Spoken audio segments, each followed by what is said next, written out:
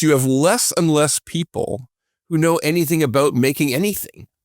There's just less and less of them. I mean, they die out, they retire, they're gone. He's old, he's bold, and he's got a lot to say.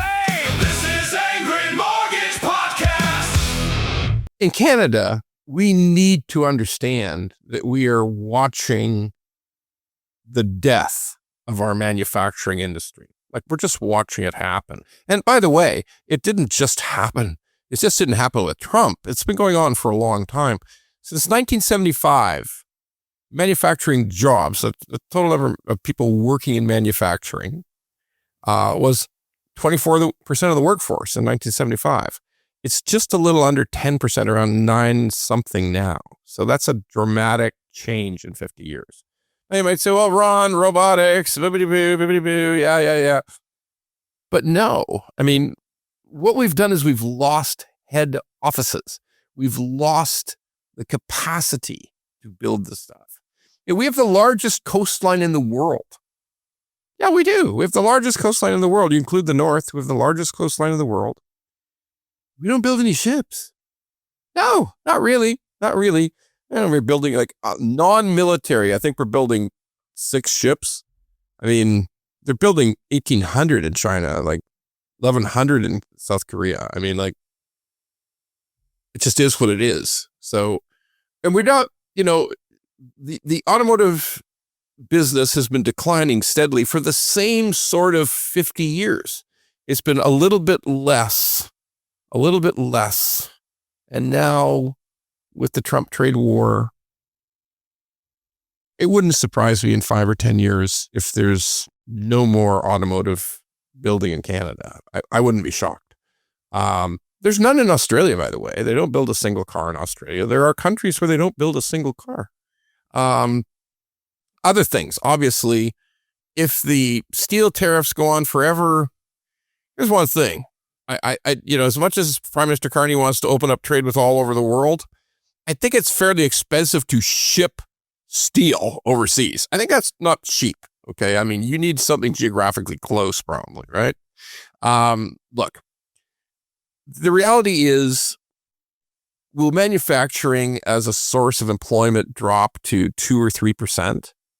And will our capacity to manufacture things, to have active factories, will that just kind of drop continuously in Canada? Will it follow the trend it's been on?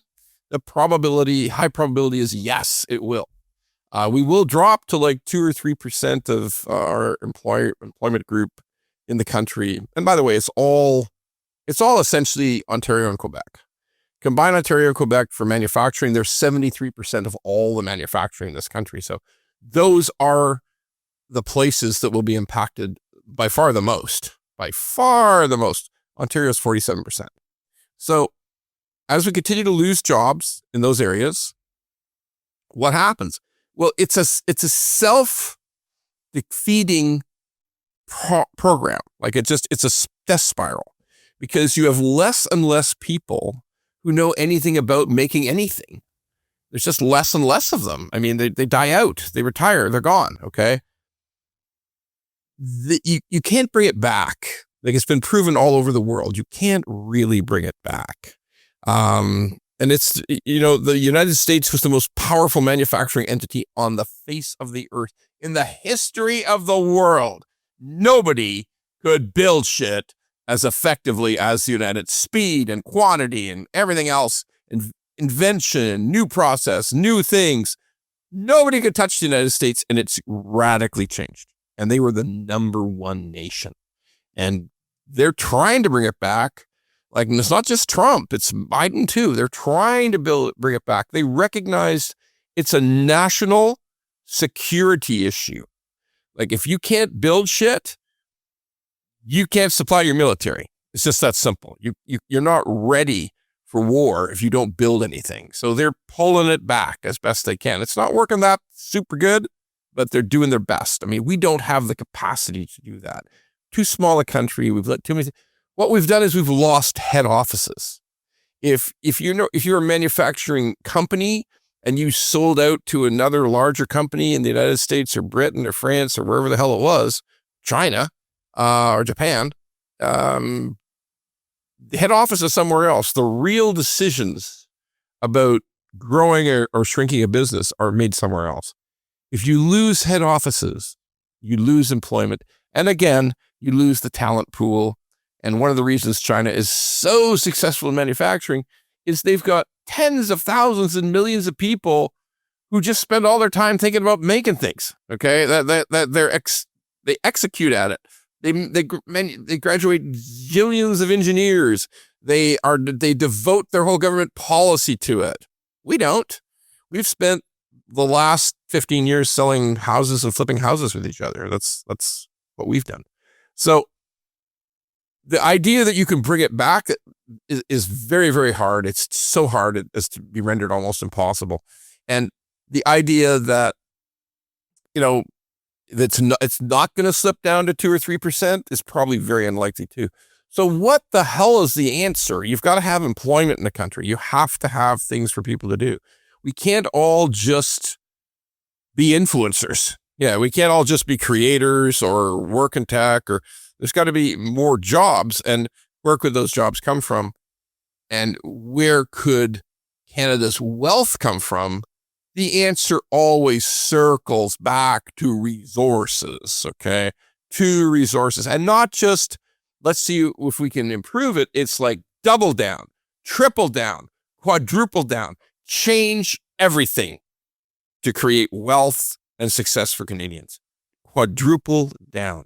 So the question you ask yourself is, why can't Canada be as aggressive, effective, and efficient an oil and gas producer as Saudi Arabia? Well, Ron, we have to do all these things, and we worry about the, yellow-toed snail or the red-beaked griffin, and we really got to think about that.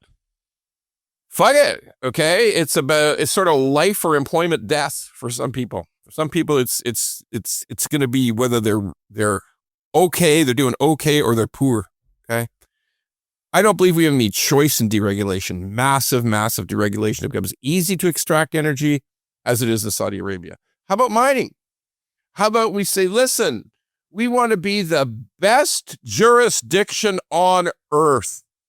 The best, the fastest, the easiest, the most efficient. You want to build a mine? You want to go from initial exploration to digging the stuff out? We want to be the fastest. Right now, we're 17 years or 24 years or some damn thing. Like, it's a joke, okay? We want to be the fastest on earth, and we would bring in business. We would bring in capital.